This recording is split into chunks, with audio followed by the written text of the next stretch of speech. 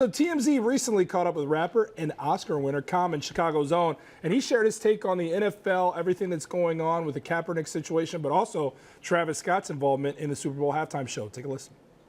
NFL don't really support black people. They're not supporting Kaepernick in the way that, when I say they don't support black people, they not support, like Kaepernick said he was standing up for people who are being shot down, black and brown people. Look, I love Travis Scott. He's a dope dude, but I really feel like we should, I really don't want to support none of that stuff. And I respect Rihanna. More than anything, I respect people that, like Rihanna, that said they ain't want to do that. They ain't gonna support that. Common has always been a super enlightened brother. He's one that's definitely represented as a young black male, made me feel like he's representing us in the best possible light. I had a chance to sit down with him. Everything he does, he puts very much thought into. He doesn't just go out there and spew lines when TMZ and the paparazzi are there. This was something that he made a concerted effort and he wanted to make his voice heard on. And I happen to agree with him. I think that Travis Scott doing this, look, I get it's an opportunity. It's much easier for me who's not afforded the opportunity here to say I wouldn't do it. But I would like to see young black males come together, talented ones, and try to take the power away and say, hey, we're not in support of this. I happen to be one that's not in support of the NFL and how they've approached this topic.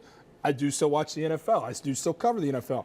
But when you That's also your job, though, True. in your defense. Like, you have to do that for work. Exactly. But when I wake up and Matt Hasselbeck, who's a 43-year-old sports analyst covering football, former quarterback who had a very average career, has been out of the game for some time now, is getting phone calls to potentially return to the NFL, when you've got a guy in Colin Kaepernick who played at the highest of levels, got to a Super Bowl, and is still in great shape and is a great leader in the community and does the right things, and yet this 43-year-old who's got a pot belly, who's been out of the league, is a great guy, but has no business getting phone calls.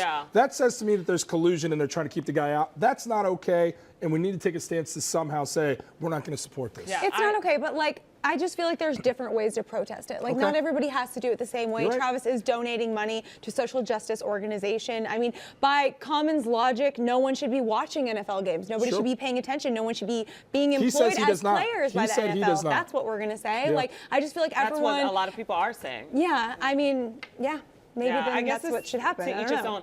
It's just hard to make a blanket statement for everything. That's what I'm saying. Yeah, I will say, like, you guys are disagreeing right here. I appreciate the fact that Common, he didn't tear Travis Scott down for doing something different. And that was very respectable. And that's what we have to get back to as a society. Even if somebody does something that you don't agree with, or they make a statement that you don't agree with, that doesn't necessarily mean you have to tear them down on a personal level. This is a tough one, because look at Travis. He's this young performer. This is one of the highlights of his career, I'm sure. So, you know, we would be asking him, it would be a big sacrifice.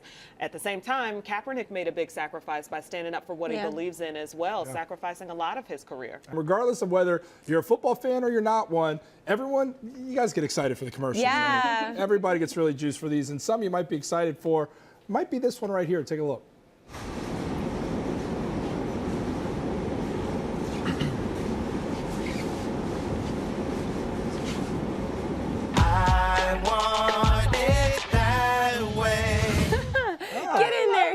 That's the Backstreet Boys turn it into maybe the Blackstreet Boys a little bit there with Chance the Rapper jumping in. Pretty cool stuff right there. You guys like this? I like how awkward it is. Look at his jeans. That is all Chance the Rapper. Like, he's so funny and goofy and silly and has so much personality. So I'm interested to see what this means. He reminds me kind of like how Peyton Manning, who's a legendary quarterback, Hall of Fame quarterback, was known for being such an immense talent on a football field, but started to cross over with his goofiness into Saturday Night Live and had some really funny skits. Chance the Rapper is known for being this activist, known for being this incredibly bright star in the music game, but he started to bleed into comedy a little bit. And he had in Saturday Night Live, he had that appearance as a hockey commentator, which to me was one of the best appearances this past year. Here's this young black guy, charismatic, and he's covering a sport he doesn't know at all, and the laughs just ensued. So again, he's popping up here. I'm telling you, I've said this before and I stand by it. Chance has dabbled in the movie game a little bit. He's going to end up being a movie star at some point in his career. Yeah, you think he's the next Michael B. Jordan? Yeah, could he get to that level? That'd be great. But I look at Tupac Shakur, who's somebody who was a big rapper. obviously. And then he crossed over into some more dramatic film, and his life was taken too soon. But he had that crossover ability. Justin Timberlake's done some stuff like that. I could easily see Chance having the same crossover Yeah. ability. And that's what it's about. I respect that. Just exploring your options and exploring your range as an artist. Talent It allows all you to do it. started Love it. with the Backstreet Boys. Are you a Backstreet fan? I'm more of an NSYNC girl myself. Oh, But there I you go. I started with Backstreet Boys, and then NSYNC came up the next year, so I switched over. But I mean, I could talk about that all day long. Well, Yeah, and Ricky Martin. Oh yeah, living the beat. How do we It was infuse all Ricky from Martin that into that era. conversation? I was this 10-year-old black girl listening to Ricky Martin in the hood.